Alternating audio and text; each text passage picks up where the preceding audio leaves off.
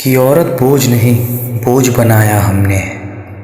सती से लेके बाल विवाह दहेज बनाया हमने। समाज बनाया हमने है, रिवाज बनाया हमने है। इन औरतों को दबी हुई आवाज बनाया हमने। Few days earlier on 8th of March, we all have celebrated the International Women's Day. On that particular day, we have shown our respect, we have shown our love towards every sister, woman and mother of our country. And that is good also. But now, instead of saying Happy Women's Day, we should have to say Unhappy Women's Day. Because still the women of our country were waiting for the mercy, and still the women of our country are unhappy. Today I don't feel like that saying Happy Women's Day is enough.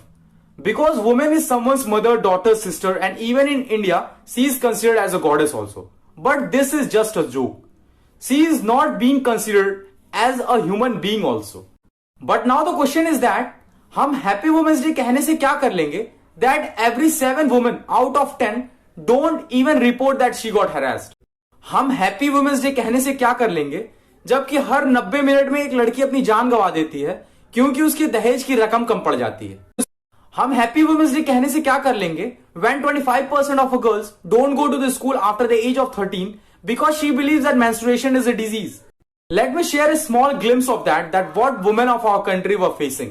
सोच रहा हूँ क्या लिखूं, राधा लिखूं या मीरा लिखूं या 24 carat का हीरा लिखूं, मेरे घर की शहनाई लिखूं या लक्ष्मी है कमाई लिखूं, अपने में एक नेचर लिखूं या मेरी पहली टीचर लिखूं, सर का अपने बोझ लिखूं या एक अकेली फौज लिखूं, घर का एक आधार लिखूं या चपल तेज तलवार लिखूं, मेरे घर की शान लिखूं या ईश्वर का सम्मान लिखूं, बाबुल का घर छोड़कर जो तुम्हारे घर रहने को आती है, डोली जिसकी उठती है पर अर्थी में वो जाती है, पाई पाई जोड़कर घर को घर जो बनाती है, हाथ उठाते उस पर क्या शर्म तुम्हें नहीं आती है?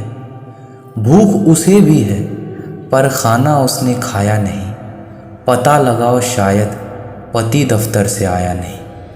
हर दिन की देरी उसके लिए समस्या भारी है, एक समर्पण सहित तपस्या उसकी जारी है। भाग मनाओ फिर भी तुमको छोड़ नहीं वो जाती है, हाथ उठाते जिस पर तुमको शर्म तनिक नहीं आती है।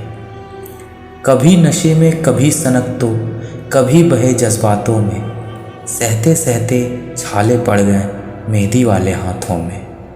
इतने सब के बाद भी वो विश्वास नहीं खोया है, रोते तो है बहुत मगर काजल कभी ना धोया है। एक तुम्हारी चाहत में वो हर दुख को वहीं बुलाती है, हाथ उठाते जिसके ऊपर शर्म तुम्हें नहीं आती है।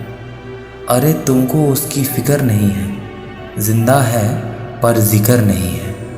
खुदगर्जी में ऐसे चूर हुए अपनी आंगन के तुलसी से दूर हुए।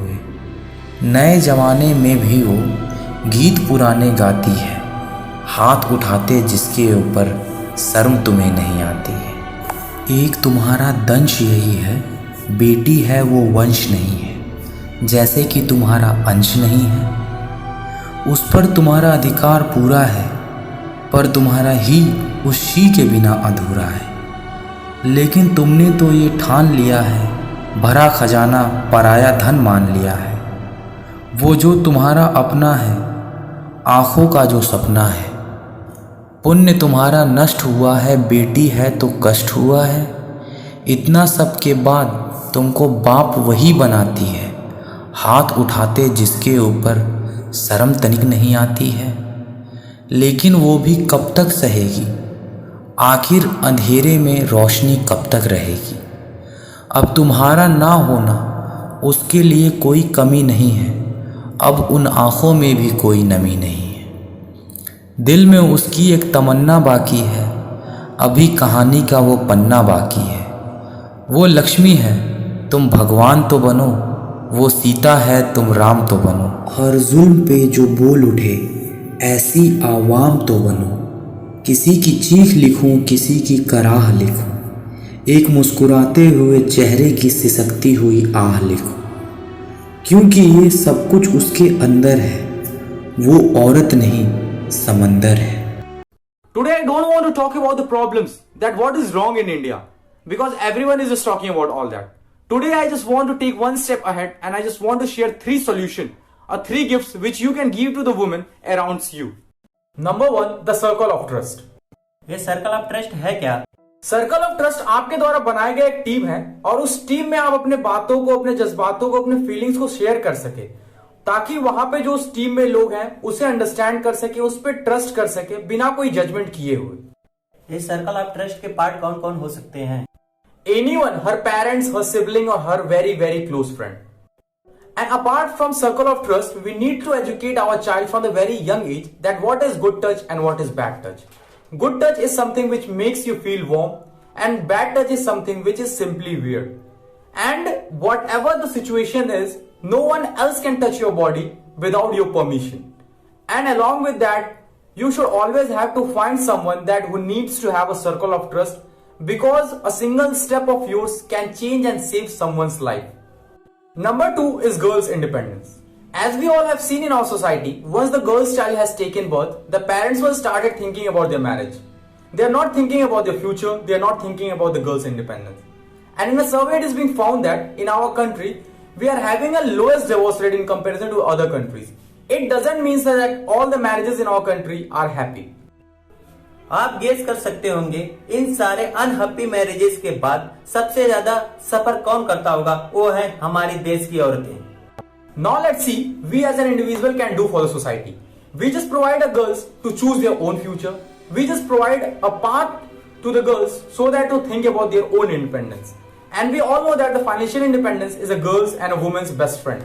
Because if a girl or a woman is financially independent, she becomes more confident. And apart from this, if you are a father, then try to invest on the name of your daughter. This is what we can do for the society. This is what gift we can give to the woman, her own money, so that whenever she needs it, she can use it. Number 3, what her consent. Her clothing sense doesn't define her consent. Her attitude doesn't define her consent. And the most importantly, after being married to you, it doesn't define her consent. In a survey, it has been found that more than 2.3 billion women from all across the globe were having a concern related to the marital rape. But in our law, it is being assumed that girls or women show her consent to her husband for having a sex after the marriage. This law is simply unjust, but it literally exists. No matter whatever the law says, after the marriage, your wife doesn't become your property. If you are a husband, so try to make her feel at home at her new home. Try to find a new friend in her and automatically you will get a new best friend in her. I know that whatever the solution I have discussed with you, it is not going to change the India overnight. But remember one thing, that changing a mindset is just a journey, not a destination. And every journey starts with just a small step. See, in the last I just want to say one thing, that making a video and standing in the front of camera and speaking all this thing is quite easy. But turning your words into the action, that will bring a change. So I just want to make one request and I just want to say one thing, that if after watching this video, if a small girl or if a single girl find her own circle of trust, if a father allow her daughter to make her own future, and if a man understand the meaning of a concern, then I believe that making my video is successful. This is just a small gift from our side to all the women in our society. Till then, bye bye, take care and hope to meet you soon in the next video very soon.